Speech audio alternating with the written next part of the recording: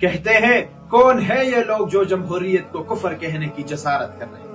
جناب والا، یہ جرت علماء دیوبند کے ان اکابرین نے کی ہے جن کے نام آپ لے لے کر گلیوں میں ووٹ حاصل کرتے ہیں، اور مزید برآں فرماتے ہیں کہ جمہوریت کو کفر کہنا در حقیقت شیخ الہند پر کفر کا فتویٰ لگانا ہے۔ وہ شیخ الہند جس نے نہ صرف جمہوریت کی تردید کی بلکہ خلافت موومنٹ میں اپنا مضبوط کردار ادا کیا، وہ شیخ الہند جس نے نظام حق کے قیام کے لیے پوری امت کو اکٹھا کرنے کے لیے سلک لیٹر موومنٹ، ریشمی رومال موومنٹ کا آغاز کیا، مگر وہ ناکام ہو گئی، جس کی وجہ سے وہ اسیر مالٹا بنے۔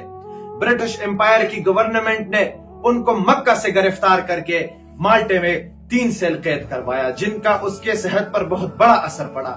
اس شیخ الہند پر آج یہ الزامات لگائے جا رہے ہیں کہ وہ جمہوریت کے خواہاں تھے، اور فرماتے ہیں کہ جمہوریت کو کفر کہنے والے لوگ گمراہ ہیں۔ اگر تو ایسا ہی ہے، ہم گمراہ صحیح، لیکن مولانا یوسف لدھیانوی رحمہ اللہ کے بارے میں آپ کے کیا خیالات ہیں؟ اکابرین دیوبند کے نامور اشخاص مولانا اشرف علی تانوی رحمہ اللہ کے بارے میں آپ کے کیا خیالات ہیں؟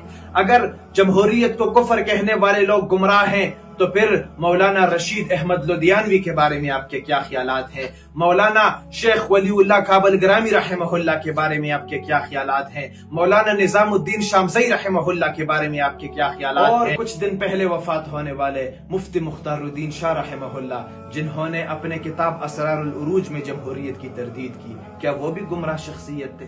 اور اس بارے میں ہمارا موقف واضح ہے کہ پاکستان میں جتنے بھی ریلیجیس پولیٹیکل پارٹیز ہیں، چاہے وہ جماعت اسلامی ہے، چاہے وہ جمعیت علماء اسلام ہے، چاہے وہ سپاہ صحابہ ہے یا پریشر گروپ تحریک لبیک ہے، ہم ان کے ڈیفینسو پوزیشن کے قائل ہیں، ہم ان کے فوائد کے قائل ہیں، لیکن جہاں پر نظریاتی ٹکراؤ آ کر ہم مد مقابل سمت میں کھڑے ہوتے ہیں، وہ ان کی اس غلطی کی وجہ سے ہے کہ وہ نظام باطل جمہوریت کو اسلام کے موافق ٹھہرانے کی کوشش کر رہے ہیں، اور ان میں اکثریت علماء دیوبند اور حنفی اسکول آف تھاٹ کے ہیں۔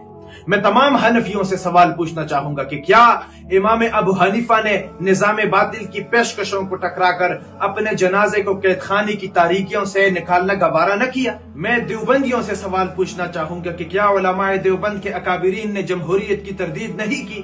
اور میں خصوصاً ان لوگوں کو مخاطب کرنا چاہوں گا جو ریلیجیس پارٹیز کے کارکنان ہیں کہ آپ نے یہ کیوں سمجھ رکھا ہے کہ ہمارے امیر کا فیصلہ حتمی ہے، یہ شریعت ہے اور یہ قرآن ہے، اس پر سوال اٹھنے کی کوئی جسارت نہیں کر سکتا۔ اگر اس پر کوئی سوال اٹھاتا ہے تو وہ در حقیقت اسلام پر سوال اٹھانا ہے۔ اگر امیر المؤمنین حضرت عمر رضی اللہ عنہ فرماتے ہیں کہ اگر میں غلط راستے پر جاؤں تو تم کیا کر لو گے، تو موجودہ صحابہ میں سے ایک اٹھتے ہیں اپنی تلوار کھینچ کر کہ میں اس تلوار سے تمہیں سیدھا کر لوں گا۔ وہ خوش ہوتے ہیں، وہ خفا نہیں ہوتے کہ اسلام محفوظ ہاتھوں میں ہے۔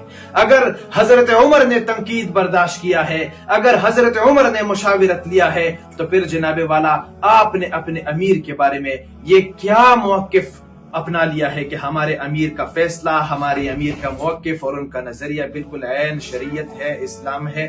اس کے مد مقابل اگر کوئی آئے گا تو وہ اسلام کے مد مقابل آئے گا۔